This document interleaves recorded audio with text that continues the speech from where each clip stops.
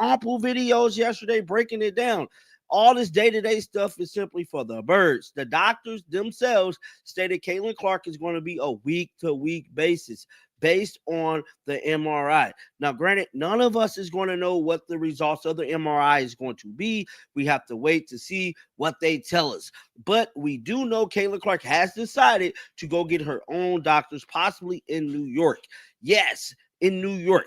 Now, it's looking real spooky in New York right now because Caitlin Clark is definitely looking. Coach Stephanie White has been compelled to acknowledge the reality surrounding Caitlin Clark's current health status. Recent statements indicate that the previously described day-to-day assessment was inaccurate, with medical evaluations now suggesting a week-to-week timeline based on diagnostic imaging results. The coaching staff has abandoned earlier optimistic projections about Clark's swift return to action. White addressed media representatives and confirmed that no definitive recovery schedule exists at this time. Medical professionals have recommended extended evaluation periods following comprehensive MRI examinations. Clark has reportedly sought additional medical consultation, potentially traveling to New York for specialized treatment. It's definitely looking like that's possibly could be where she going, dog. But with all that being said, let's head on over to X and check out some of these updates that has been released from Chloe Peterson of the Indy Star. So this is Chloe Peterson, man. She stayed tomorrow against the New York Liberty, which is today. New York injuries report is clean, moving. Jonquel Jones is officially slated for return. So Jonquel Jones. These consultations involve physicians experienced with professional athletes, particularly those dealing with similar muscular injuries common among NFL personnel. The current injury represents Clark's third occurrence of this particular type of muscular strain, though affecting a different anatomical location than previous incidents. Professional sports medicine experts familiar with such conditions typically recommend extended recovery periods to prevent recurring problems. Recent injury reports from team management confirm that Clark would miss upcoming contests against the New York Liberty. The Liberty's roster will feature the return of Jonquel Jones, who had been absent from previous matchups between these organizations. Team personnel acknowledged that Clark did not participate in recent practice sessions, suggesting her condition requires complete rest from basketball activities. Jonquel Jones is officially slated for return. So Jonquel Jones is coming back. Now look, I'm telling y'all like this, do not be mad at me. The Indiana Fever is about to get slaughtered, belt to ass. I'm talking 20 to 30 point win, bro. They finna lose very bad. This might be the worst game of the year, dog. Your boy John Liquidator always gonna keep it real. I'm not finna lie to you, bro. Jonquel Jones coming back. You seen how bad they lost last time without Jonquel Jones? Jonquel Jones coming back. It's about to be a massacre, bro. I just got. Medical staff may recommend mobility assistance equipment to minimize stress on the affected muscle groups during recovery. White spoke candidly about the uncertainty surrounding Clark's medical timeline during recent press conferences. She confirmed that Clark would undergo additional medical evaluations with specialists over multiple days, emphasizing that all decisions would follow medical recommendations rather than team preferences. The coaching staff acknowledged challenges in maintaining competitive performance without their primary offensive catalyst. White discussed the need for remaining players to adapt to increased responsibilities and develop consistency in execution during Clark's absence. Regarding preparation for upcoming opponents, White highlighted the significant impact of Jonquel Jones's return to the Liberty lineup. Out Jonquel Jones coming back. It's about to be a massacre, bro. I just gotta be honest. Now, she goes on to say, Stephanie White says, there is no update on Caitlin. Yes, she very much said that because she got to quit lying. The truth is the truth. And I just hate that we had to even deal with this whole debacle of this day-to-day situation. We know it ain't no damn day-to-day, bro. It's week to week, and it's looking real spooky. Now, this also came out yesterday that Caitlin Clark did not practice with the team. Hell, at this point, Caitlin Clark need to be. Jones's presence alters defensive schemes and requires different strategic approaches compared to previous encounters between these teams. The Liberty's championship experience from the previous season adds another layer of difficulty for the depleted roster. White noted that allowing experienced teams to establish early momentum creates substantial challenges for comeback attempts, particularly when missing key personnel. Strategic adjustments will focus on disrupting opponent offensive flow rather than responding reactively to their initiatives. The coaching staff emphasized the importance of consistent defensive pressure and improved execution during critical game situations. Clark's consultation with New York medical specialists represents a significant development in her treatment approach. At this point, Caitlin Clark need to be on crutches, one of them little wheel things with the little kick leg action, bro. She need not put no weight on her groin, but it is what it is, dog. But let's check out what Stephanie White had to say to the media, man, because I have not seen this thing in its entirety, but I'm very much interested to see what she had to say. Now, this came out yesterday, and let's check it out, bro. I'm very interested to see this. These physicians specialize in treating professional athletes with similar muscular injuries, offering expertise beyond standard team medical staff capabilities. Recovery timelines for this type of injury historically range from several weeks to over a month, depending on severity and individual healing responses. Previous instances of similar injuries to Clark required approximately 4 weeks of complete rest before gradual return to activities. The team faces immediate challenges in maintaining competitive positioning during Clark's extended absence. Remaining players must demonstrate increased offensive production and defensive intensity to compensate for the loss of their primary scoring option. Jones's return to the Liberty creates matchup difficulties for opponents, particularly regarding interior defense and offensive rebounding. Yesterday, but has Caitlin met with the doctors? Do you guys have any update on Caitlin's status? No updates. I think she's meeting with some doctors today and tomorrow, so no updates in addition to yesterday. Yeah. Do you have any time? So right then and there, she has confirmed that Caitlin Clark will be meeting with specialists in New York. Now, some of the doctors I believe that I dropped the video on is up in New York. They're professional athlete doctors, which means that, so basically the type of injury that Caitlin Clark has, this happens to a lot of. Her combination of size and mobility presents unique challenges that require specific defensive adjustments and alternative offensive approaches. White discussed the importance of building team chemistry and maintaining competitive urgency despite personnel challenges. The organization expects remaining players to embrace expanded roles and contribute consistently across multiple game situations. The coaching staff will implement modified game plans that account for reduced offensive capabilities while emphasizing defensive disruption and transition opportunities. Success will depend on collective effort and improved execution of fundamental basketball concepts. Medical updates regarding Clark's condition will depend on specialist evaluations scheduled over the coming days. This happens to a lot of NFL players, bro. A lot of NFL players get this little groin injury, and they don't be out like Caitlin Clark, bro. This is the third time she's been injured with this same damn injury. For the most part, now granted, it is on a different side, but it's pretty much the same injury. Timetable that you're thinking of when she'll be back? Not yet, and I don't presume to give any timetables. It's whatever the medical staff says. That's what I go by. What's your message moving forward with the team, knowing that you... Team management has committed to following medical recommendations rather than rushing return timelines for competitive purposes. Recovery projections suggest Clark may not return to game action until mid to late August, based on historical precedent from her previous injury recovery periods. This timeline would impact significant portions of the remaining season schedule. The organization maintains optimism about eventual full recovery while acknowledging the immediate competitive challenges posed by Clark's absence. Remaining personnel will need to demonstrate resilience and adaptability during this difficult period. Strategic focus will shift toward developing alternative offensive systems and maintaining defensive consistency. What's your message moving forward with the team, knowing that you need a battle to make it through the season and getting healthy? How do you rally those who are healthy to stack some wins here in the second half? Yeah, I think the biggest thing is just we know what it's going to take, and we've got to be able to do that on a daily basis. We've got to continue to grow. We've got to understand that there's going to be disruption, and we've got to be able to handle that, which I think they've done a good job of.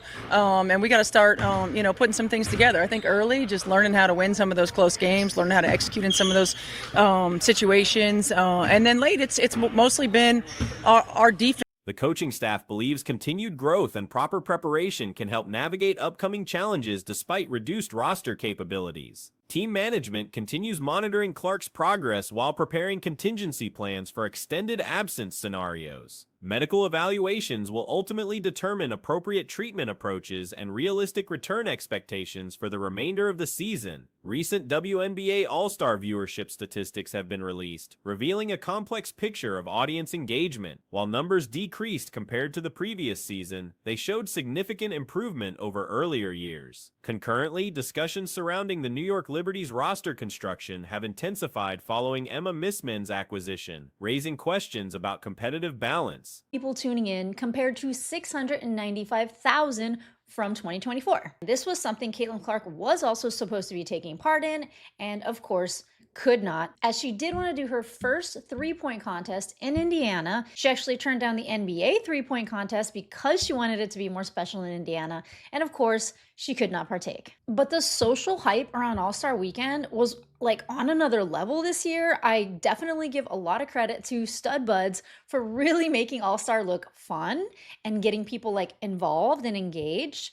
But The 2025 All-Star event proceeded without Caitlin Clark, who withdrew due to last-minute injury concerns. Her absence predictably impacted viewership figures, though the competition's format changes also influenced audience reception. The Skills Challenge experienced remarkable growth, attracting 1.31 million viewers compared to 695,000 in 2024, nearly doubling participation despite Clark's inability to participate. Clark had specifically declined NBA three-point contest opportunities, preferring to debut in Indiana for personal significance. Her withdrawal from All-Star activities eliminated this anticipated hometown showcase. Age, but I think after 5 minutes of watching that All-Star game, I've been reluctant to comment on this, but it was just flat out boring hoops. And I think that a lot of people were expecting something a little more competitive after the game from last season, which was amazing and very competitive. Team USA versus Team WNBA.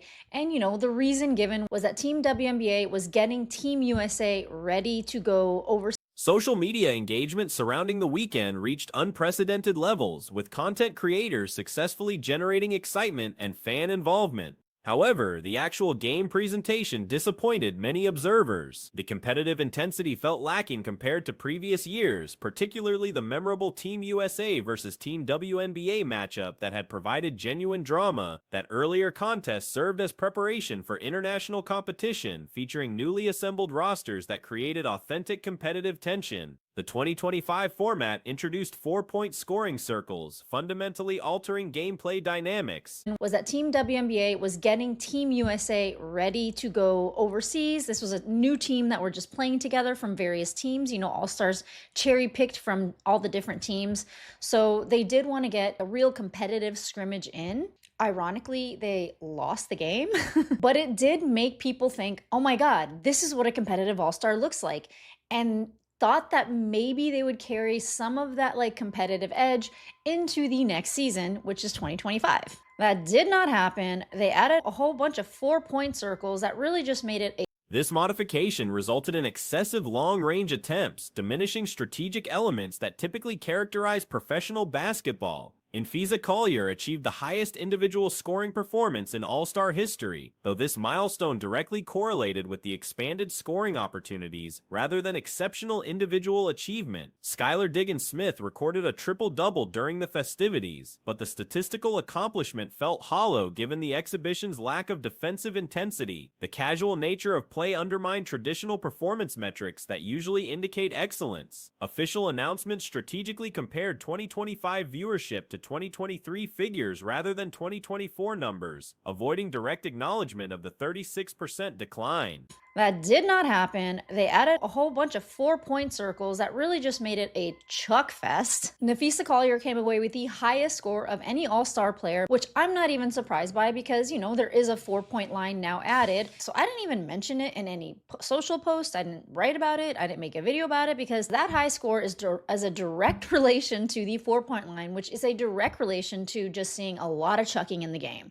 Even Skylar Diggins-Smith came away with a triple-double, which the idea of a triple-double is, pretty flexy, but again, I just wasn't impressed. This selective comparison suggested organizational awareness of disappointing audience engagement while attempting to maintain positive messaging. Clark's absence undeniably contributed to reduced viewership, as her presence consistently drives significant audience increases across league events. The previous year's Team USA versus Team WNBA dynamic had created additional intrigue, with roster selection controversies generating substantial discussion and competitive motivation. Despite immediate disappointments, the 158% increase over 2023 figures demonstrates substantial growth trajectory. This longer-term perspective suggests sustainable audience development beyond individual star attractions. Pretty flexy, but again, I just wasn't impressed. Funny enough, the announcement was posted to social media, and they were using a graphic that compared the 2025 All-Star numbers to the 2023 All-Star numbers, because comparing them to the 2024 All-Star numbers, I don't know if their excuse is it was an Olympic year, or Caitlin Clark, or that they were just trying to save face at the fact that it actually went down 36%. I will say though, there is no doubt at the eyes that Caitlin Clark does bring into the league, so she is.